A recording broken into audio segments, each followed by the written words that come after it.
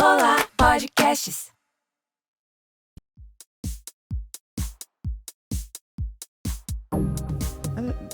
Do you like windy, freezing weather?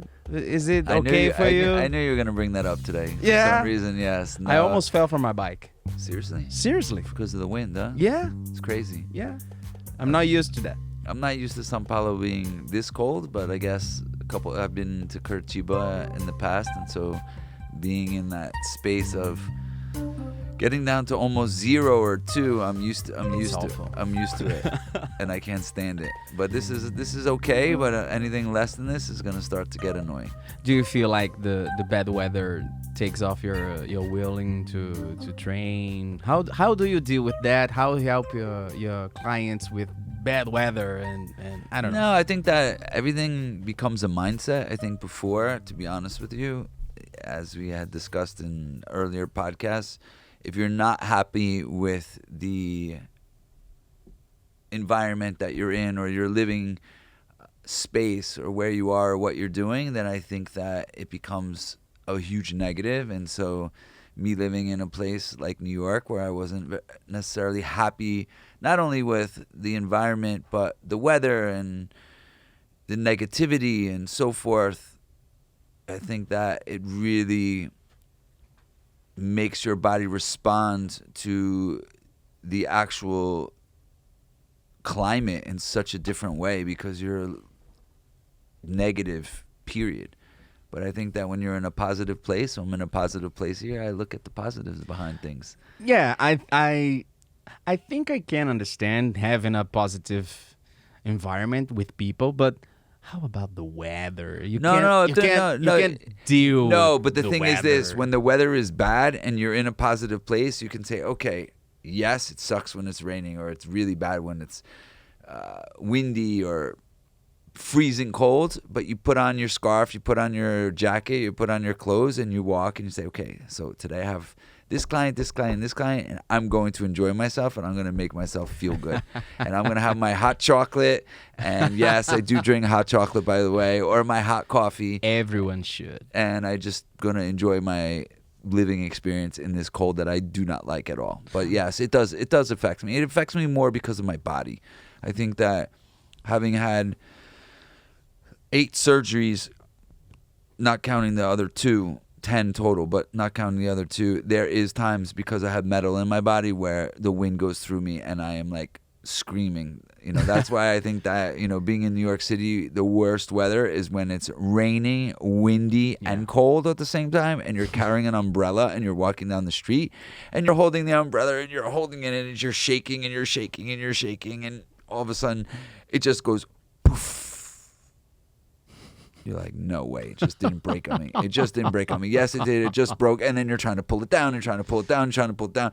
You're like looking for what building is around you so you can hide under the building, or what little cove you can go into, or what little steps you can walk up and stand under, a canopy, or however. Sometimes a lot of construction goes on in New York, so we have those over tarps that they put there so that while they're building, so you're trying to find one of those, and if you don't, and the water just keeps getting more and more and more, not only on you but on the ground and on the street, and you're like walking and you're stepping in puddles, and now your sock is wet and your shoe is wet and your pants is wet, and you're like, oh, listen, this is not happening to me today.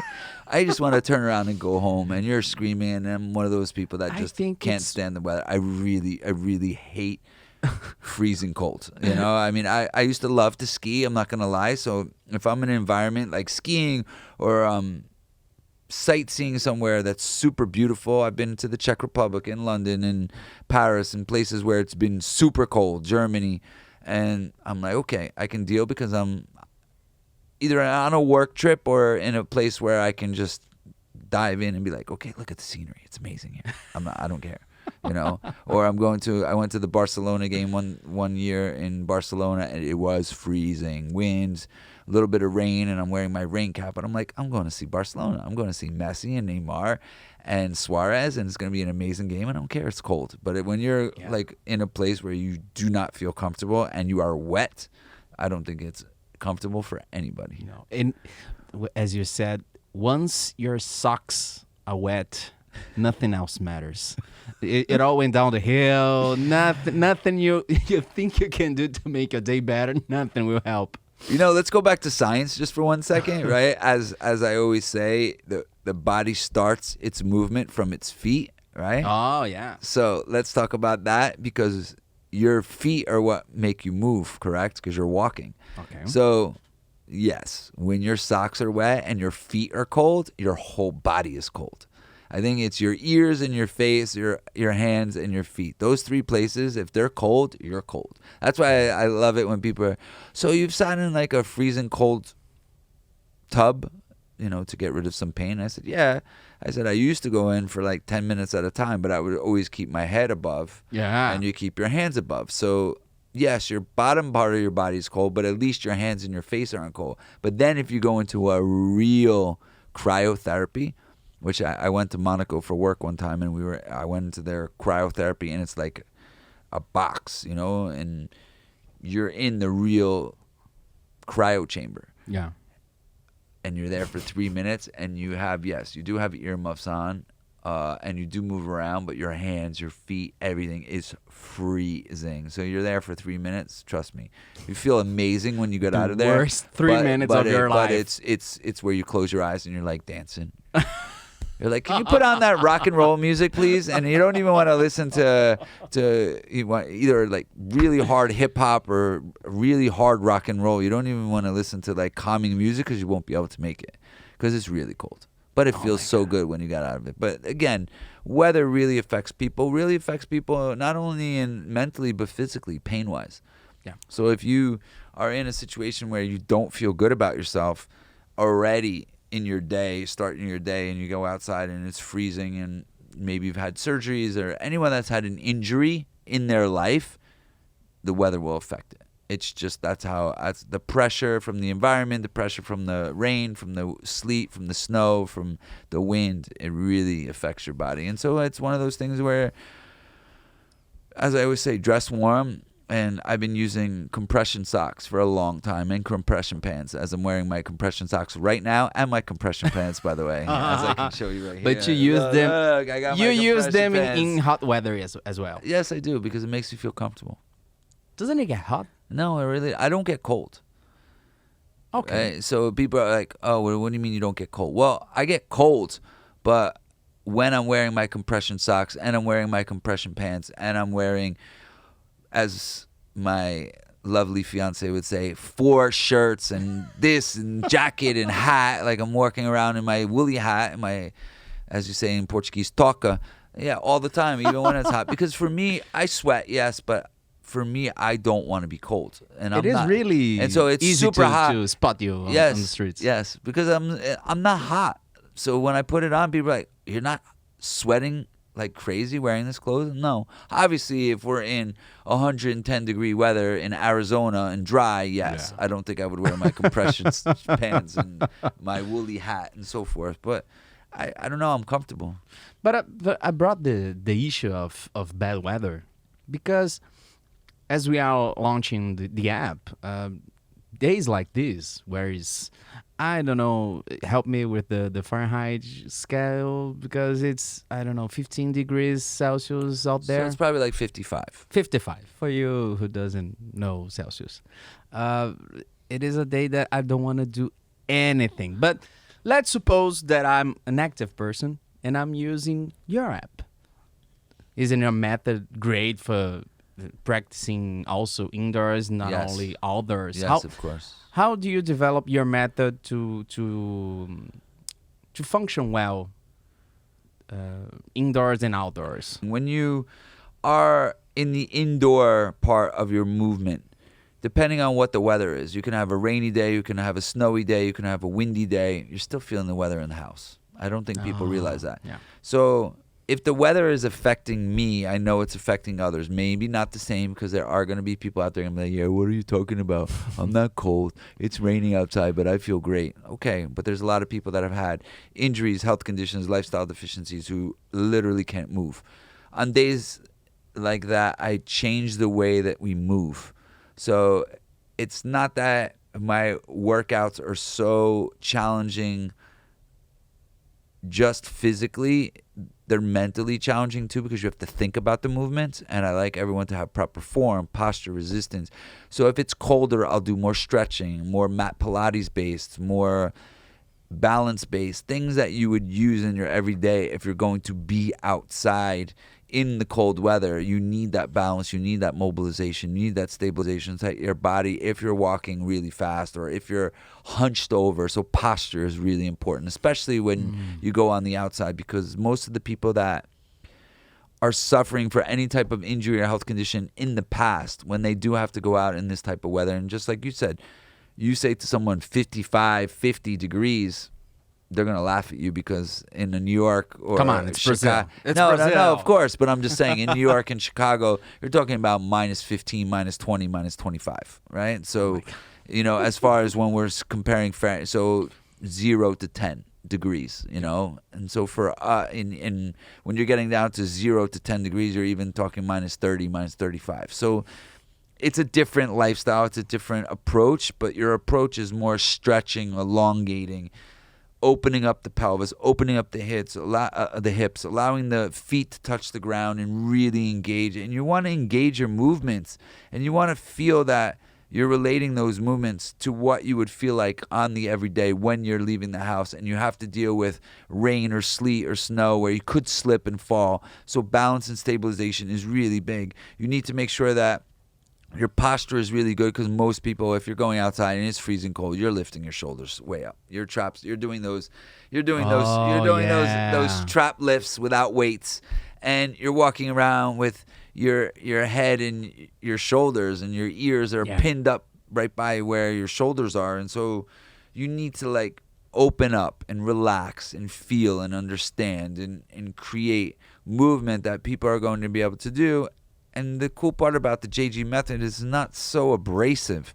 It's more of thinking and understanding and doing movement, not only related to everyday life, but like I said, the smaller the motion, the more resistance, the better for you. And I always say, before you train for a sport or an activity, you still need to build a foundation to your body. So if you're keeping everything small and control, and using the equipment that we use, you really start to feel the muscles and the movements. And it burns in a good way, because as you would light a match and burn a piece of paper, what happens? It kind of disappears, no? So you're trying to put yourself in a position where you're leaning and you're fitting and you're toning yourself, but you're not overdoing the movements in a way that you're causing injury. And especially when it's cold and rain and sleet and snow, as I mentioned, it's very difficult to be mobile and stable in weather like this. So you want to make sure that your body's getting the best out of the movements that I'm giving you, and really feel elongated and stretching. I can say the word stretching so much, but it's so important. I know people, I have to go, I have a meeting, blah, blah, blah. Set your schedules. You know what I've learned over these last 25 years of my career, and I'm guilty as charged, so I'm going to say it. You got to leave time in between your meetings, your clients. Being late is not a good thing. And I'm guilty as charged for that too, in a way that I'll always try to think that I can leave 30 minutes or 20 minutes or 15 minutes in between clients, and I'm rushing from one house to another house, from the West Village to uptown to downtown to my house, back to 14th Street, back uptown again. Or I could be in Miami and I'm driving from Bal Harbor, and then I'm going to someone who's on 31st Street, and then I'm going all the way down to Brickell, and then I'm driving back to 31st Street, and it's like wherever you're at, Palm Isles, and what am I doing here? And so I've learned that because of my accident as well, you really need to realize that 2, 3, 4, 5 minutes late is way better than telling the driver, or if you're driving, to rush to cause an accident.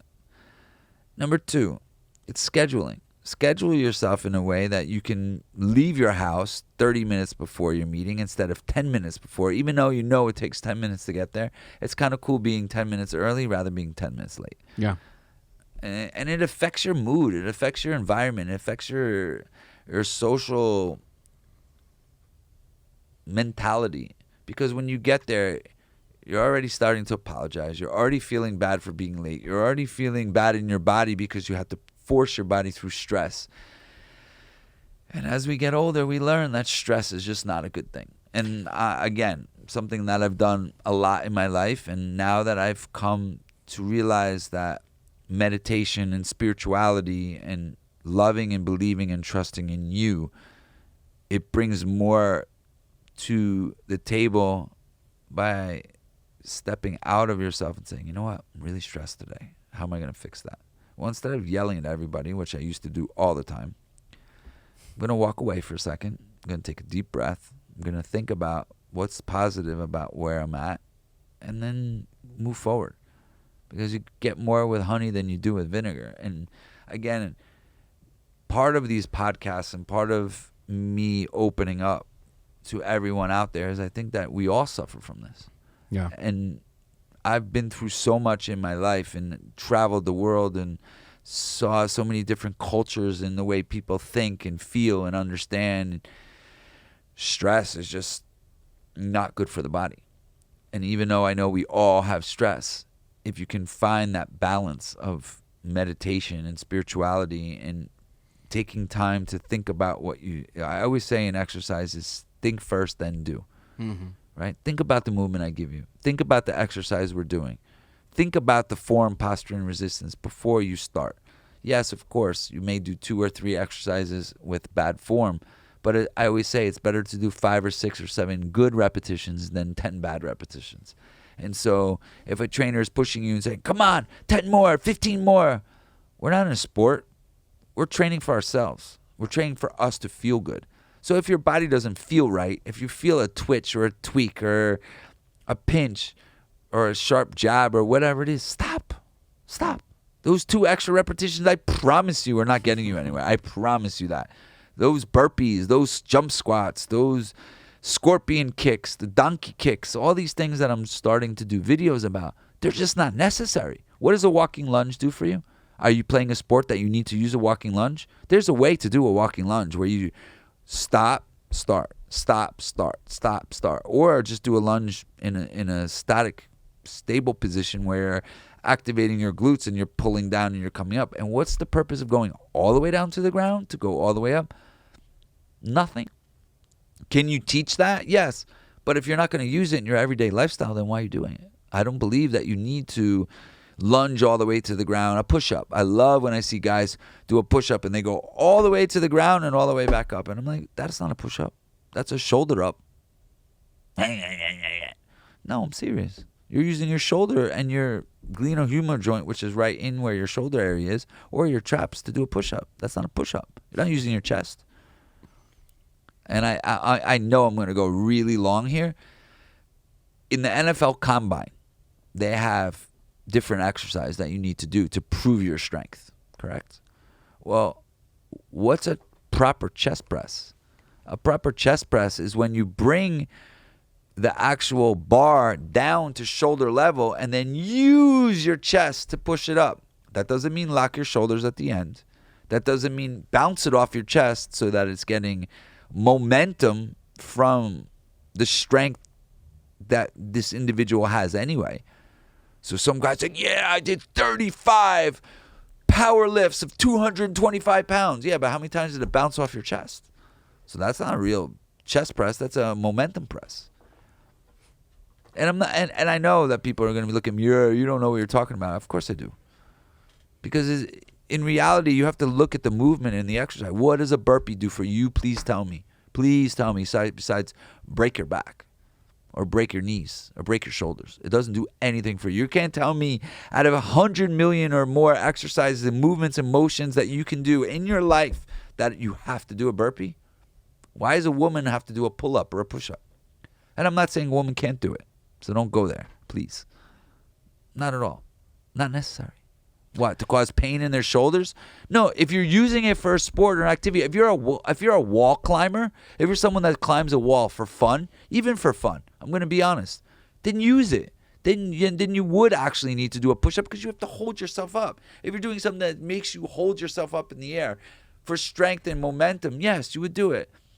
If you're going to do a leaper, which is where you go all the way down, all the way up, it's like a half a burpee, and you're a swimmer that needs to push off a wall, or you're somebody that has to push off a board or a block or whatever it is, I can see the purpose behind it.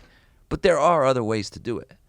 It doesn't mean kill yourself. Or these people do these pelvic thrusts where they put this put the long chest press bar on their pelvic area and they push their body all the way down and then let their pelvis shoot it up. But they're not really using their pelvis, they're using their back. So it's called a backbreaker to me. It's just not necessary. It's just not necessary. And yes, suffering an accident, I still didn't do these exercises before the accident unless I was training for a sport where I knew these people would have to, such as maybe a power lifter needs to do different things, or someone who's climbing walls or climbing certain, mountains using rope.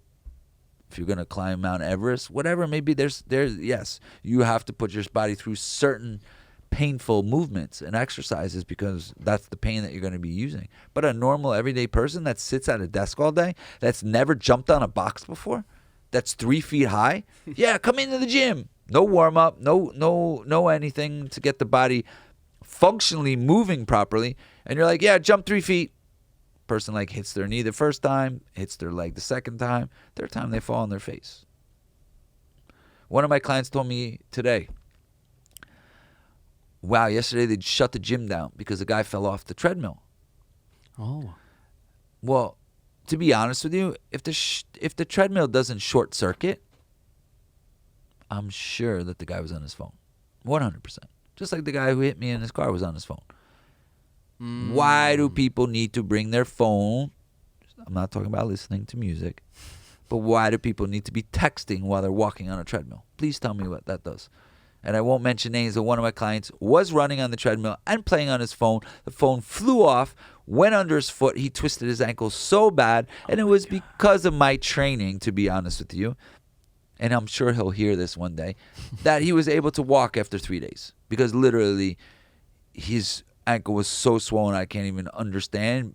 And I actually humbled myself with my own method. I say this all the time, that we got him to be able to move and do the things that I literally thought he could not do after 3-4 days, because of all the balance, because of all the stability, because of all the movements, because of the strength and the conditioning, because of I've using a slant board and so many different things that we did over the time. I really was able to help him, and obviously doing foot manipulation and so forth, but it's just not necessary. But the guy fell, and they found out later on that on the cameras he was on his phone. And so it's, exercise, and I say this too, and then we can go into a different topic, but exercise is not a game. If you're trying to get in shape and you're trying to lose weight and you're trying to be your best, your strongest, your fittest, your so forth. If I say to someone to go on a power walk, put on your earbuds or your earphones and go on a power walk. Not talk to your mom, your dad, your sister, your boyfriend, your family while you're walking. That's not power walk. If you're going to do cardio, find your music and do it. Bicycle, hiking, biking. Yeah, if you're going for fun with your friend and you just want to, but if you're using it for exercise and you're using it to get in shape and you're using it to train, if you're in a training zone or method, then put your effort in your mind and your body and your connection to your body and do the things properly so that you can get the best results out of it. And I think that people take exercise as more of a fad today, especially, rather than looking at it and saying, okay, here's my goal, here's my objective, here's what my trainer is giving me, here's how I'm going to create better movement for myself and my body, and who I know is, I know myself, who I know is what exercise and what stuff fit best for me. But what I don't know is how am I going to reach those results if I'm not really being serious about it. And I think it's a really hard topic to discuss because people, again, listening to this, some people will be very angry with me. But it's the truth. Just concentrate on you. Be the best you. Don't try to look like someone else. Be someone else. But especially when you're putting yourself into, and I'm not talking about professional athletes because that's a whole other, I'm just talking about the everyday person that's looking to reach their goals and objectives. They need to reach in themselves and be serious. There is something that you said during this beautiful monologue about how everybody should take care of themselves, but it's like we are all bodybuilders in some way. But I think that when people go to a CrossFit gym to do burpees and lift so many weights, that I think the problem is looking outside, because I only did a CrossFit exercise once, and I I lasted 15 minutes. But you don't have the preparation to do such advanced exercises. And when we try your exercises on the app, it's like building this foundation of exercises and muscles on your body that allows you to do later something more advanced. And stick with us for another month, and we'll upload more exercises, more advanced for some more tailor-made exercise, right? So I think that is the problem that I see as an amateur in exercises. People don't do the foundation, the core, the knowing of your body to do better, to do more advanced things. They want to go to the 0 to 100 in 3 seconds, and don't want to create the space for them to grow. Yep, 100%. I love that you said that, and I love that you brought up that moment of thought, because everyone who just listened to Rafael speak right now, and seriously, it's really important, because from the outsider in, we do not relate ourselves to our movements. We do not relate ourselves to our everyday lifestyle. We do want to go from 0 to 100. Let me tell you something. And there's a stereotype about celebrities and models and this and that they don't work out, they have genetics. Yeah, everybody has a niche in their life. Everybody has a niche in their life that will help them with their work, with their mindset, with their creativity, with their longevity. But when it comes to exercise, ladies and gentlemen, you must pay attention to yourself. The foundation to movement and exercise is built for you. I've been working with a client now for 1.5 years, and today I threw so many different new exercises at her. She's like, "What is this?" I'm like, the best part about the JG method is it always evolves. It continues to grow you. It continues to grow your mindset. Your lifestyle changes because of the work that we do together. And it will continually change because I will keep adding more equipment and more movements and more motions.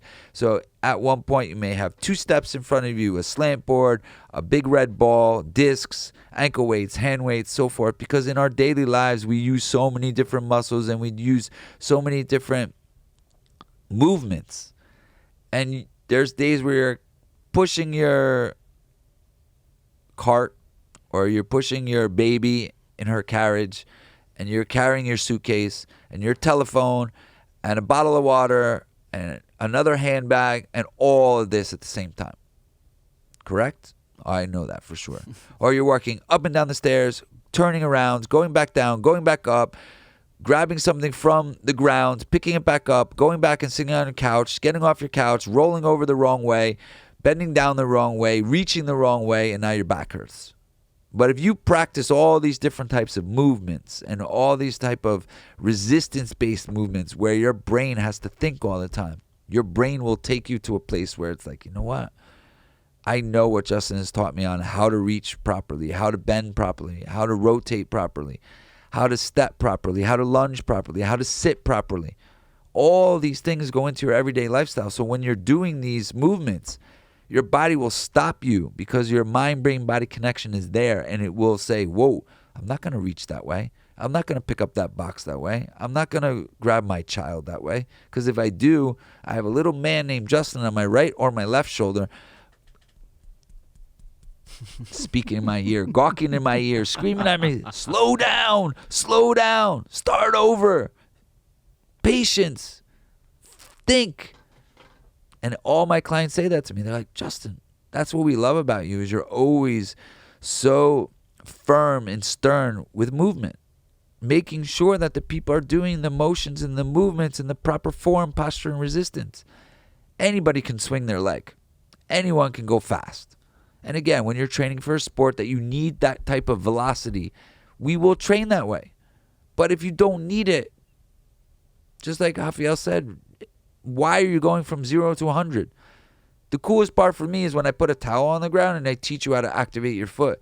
I'll do that 4 times a day with my clients just to teach them because I'm doing a body analysis. But I love doing it every single time. Oh, yeah, well, it's your method. No, it's not about that. It's like I love the way the feel of my foot is when I touch the ground and I can feel the ground. I love doing the 12 basic JG movements of the method. There's 13, but 12 plus the 1. Why? I love doing the warm-up. I love stretching with the foam roller. All these things make me feel good so that I don't have stress in my body. I'm not feeling tight. I'm not feeling pain. I feel mobile. I feel stable. I feel open. I feel energy when I'm done doing my own workouts, which most people say is the reason why they love my method is because when they're done, they can go throughout their day and be productive. Don't you think that's what you would like to do? Or do you want to feel like you can't walk up and down the stairs? Oh, my God, I couldn't walk for 2 days. That was the best workout ever. No, it wasn't. Don't lie. I know you think it is because everyone else told you it is. Or you're seeing everyone else posting photos of their bodies. Wow, look at what I did in 3 days, in 3 weeks, in 3 months. Yeah, maybe in 3 months, but not in 3 days, not even in 3 weeks. Can you get results? Yes, of course you can. But not the results that you're seeing people posting that they got in 3 weeks. And if they did, it's that 0.00001% of the people. Because most of the photos, ladies and gentlemen, are photoshopped. Yes. See, people don't want to hear that, but they are. They are. Because everybody wants to look good and feel good. But you want to know something? I don't mind when people do it once in a while, right? Because you want to look good and feel good, because that's why we have all these different emojis that we put, because we want to let people know how we're feeling. Or they have those what do you call those where you can change the screen and make yourself look. The filters. The filter. There you go. Sorry, I forgot the word. Filter. You're old. Yes, I'm You're old. old. Because I don't use filters. It's not necessary. Just be who you are. Yeah, but there are so many layers that we can peel all of that. No, of out course. that, because when people go to the gym, when people subscribe to your plan, they have this mentality of, perhaps I wanna lose weight, perhaps I wanna look more like Brad Pitt in Fight Club. Perhaps this is trust the me, I've seen objective. that picture Yeah. a few times before. But I think the question that you bring is, how about we look at ourselves and try to portray what is the best look for ourselves? What is the best body that you can have for yourself, for your body structure, for your routine, for the things that you eat, for the activities that you like to do on the weekend, during the week, because for Brad Pitt to look like that, he had to stop eating so many things. He had to, I don't know, kill so many chickens so he could eat to buff like that. So people, I think the road is, okay, I want to lose weight. How do I want to lose weight? Do I want to lose weight in a healthy way or in a fast-paced way? Do I want to lose weight to do what? So I can be with my family, or because I want to take better pictures of myself? What is the objective that you have during your exercises? Listen, this conversation is not supposed to be negative. No.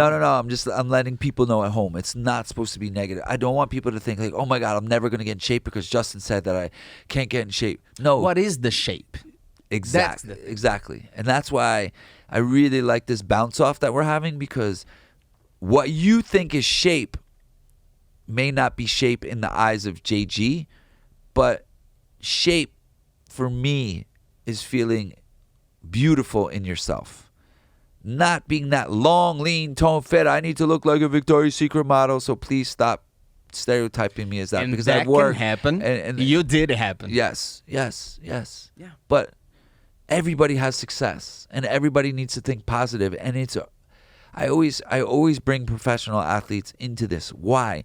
Because most athletic people, and anyone who's listening to me will understand this.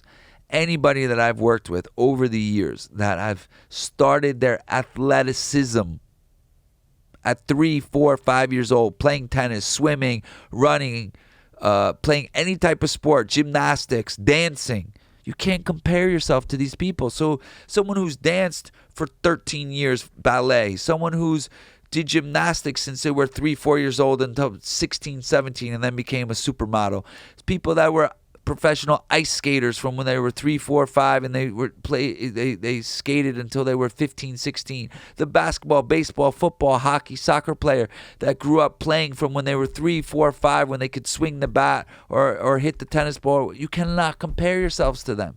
So I don't understand why people want to say, oh, well, I didn't get in shape as quick as that person did, but you don't even know this person. Or just starving yourself and not eating, because nutrition is so important to your lifestyle. Well, I don't know how to eat right because you didn't ask. 90% of what you do is what you eat. The other stuff is 10%. You're not doing the proper cardio because you didn't want to learn. I don't want to run. No one said you have to run. I don't want to swim. It gets my hair dirty or wet or full of chlorine. You don't have to swim. Well, I don't like biking. Okay. There's always a solution to the problem. So it's not a negativity. It's not. And the JG method gives you the opportunity to build yourself and the foundation to your body and teach you how to do other activities and other sports. I don't think people know that I did 35 videos that will be coming out on sports, how to train for each specific sport. Yes. There's a way to train for each specific sport. There's a way to train when you sit at your desk. There's a way to train when you're pushing your carriage and your baby. There's a way to train for everything. So that's why I don't want anyone to get discouraged. This isn't a conversation to discourage anyone. It's just believe in yourself, believe in the methodology of movement and science, and that you want to be in shape for the long run. It's all about longevity. Yes, I know you want to get in shape for your wedding or the beach body or the campaign or whatever it is. But if you're not getting ready for something and you're just starting out with movement, look at the foundation first. It's the key. It's the key. You can't build a house from the 3rd floor. If you want to build your dream mansion house and everybody wants to have that dream house or the dream car, even with a car, you don't build the car from the roof. Okay? You got to start from somewhere. Please believe in that. I think the most important thing that we are trying to tell people here is that there is no right or wrong. You can have this mentality that I want to have the Kim Kardashian body. I want to have the Victoria's Secret body. I want to have Taylor Swift's body. Well, if it fits you, if you can have that, if your genetics allow you to go there, okay, let's do it. We have exercises. We'll talk about how to eat to achieve that body. But the question that maybe we are trying to input you is, do you really want to have that body? Why? And do you have the foundation of exercises to have that body and don't hurt yourself physically and mentally? The thing is, I don't think people see the whole project, the whole picture of everything, every tool that you need to have to reach that goal. Yeah, but see, that's the thing, right? Because people can sit here and say, and I'm going to use her as an example because we've been training for 14 years. Candace. Everybody wants to have the body of Candace. But just recognize 3 things. 1, she works super hard to get her body. Okay? People don't understand, and we'll have a conversation just on the career that I've had with Candace, because this woman is unbelievable. Okay? There's so many things that people don't know about her as far as the strength and the ability that we had to put in mentally and physically into getting her body to be ready for a Victoria's Secret show when you're coming from Fashion Week, when you're coming from campaigns, when you're coming from the place where you have to be one way for 2 months of your life, and then all of a sudden you're asked to have that supermodel lingerie body where you need to be lean, fit, toned, and in shape, and you just came from Paris, or you just have another fashion week, or you just had to take care of your babies, or you're, pregnant, whatever it may be. There's been so many challenges. And yes, she is one unbelievable woman. Does she have genetics too? Yes, a little bit. Of course she does. But she also danced for 12 years. This is why I said dancing for 12 years. She was a ballet dancer for 12 years. So she's been built from scratch to have the body that she has. Number 2, her brother was basically a professional golfer. Her dad, incredible shape, right? And mom, maybe not a gym person, but always active. So you can't really look at somebody and say, oh, well, so it's either one side or the other. I want to look like her and she has the best body ever. Yes, she has the most amazing body ever. Yes, I'll give her that. But she's worked really hard for it. And we've built that together. And still keep working yes. on that body. Number 2, she has 2 kids. Okay? So don't think it's easy. And moms out there, I don't think women get enough credit for what it's like to be a full-time mother and take care of your kids. And I'm not talking about have 5 nannies. I'm not saying you can't have 1. Or 5. But, it's just the point of a mom's job when they're taking care of their kids is a big full-time job. And moms don't get credit for that. It's not easy to bounce back from the body after you're pregnant. And a lot of people rush back into it. And I won't mention situations that we've seen. Women rush back to get on the field. They rush back to get on the runway. They rush back to do their lingerie jobs, whatever it is. And you just have to recognize that sometimes your body doesn't bounce back as fast. But that's not the fault of you. That's the fault of science. But are you going to really fault science? You can't.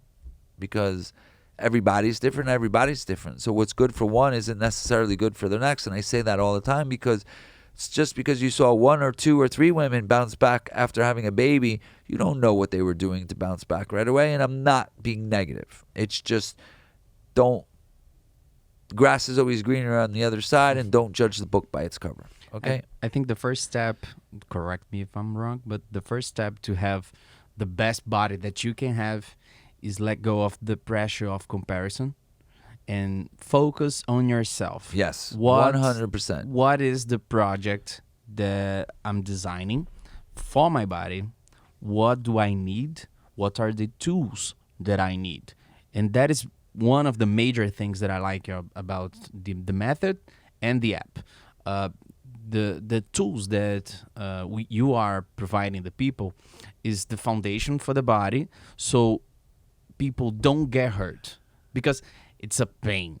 Every time people go to the gym and they start really strong, they have the energy really up high, and the first week is always the most terrible one, because you have so many pain, you're sore, and I don't want to go the next day, and oh my God, I'm gonna change my whole diet. I'm gonna have omelets all day and breast chicken, chicken breast. I don't know, my English is terrible right now, but they change everything at once, and there is no real north. There is no direction. Yeah, well, first of all, you don't have bad English. Second of all, for someone who is Brazilian, you speak very good English. Yay! So that's number 1. Number 2, it's good to bounce off ideas and topics off people, because for you to say these things makes me proud, because I know that you've learned something for what I've put out there and what I say. That is and true. That's the idea.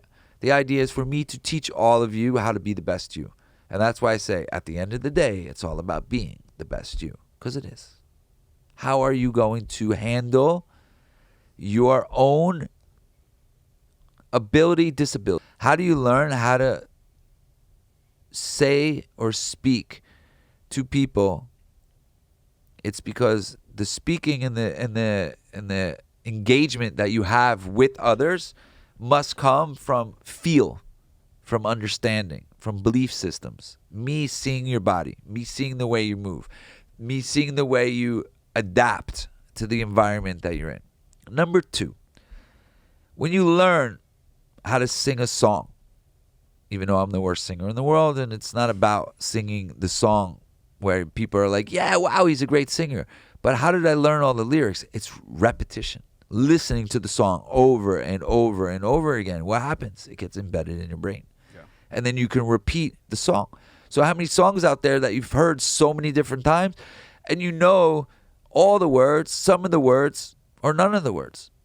And that's the kind of cool part, because the songs that you relate most to are the ones that you're going to remember the words to, because you're going to be able to keep singing them over and over again. The ones that you don't really relate to, you're not really going to be able to repeat it. And so it's the same thing with movement and exercise. If you're learning the right movements that fit your body the way they should, you won't do them wrong after a while, because you know that if you do, you're going to injure yourself.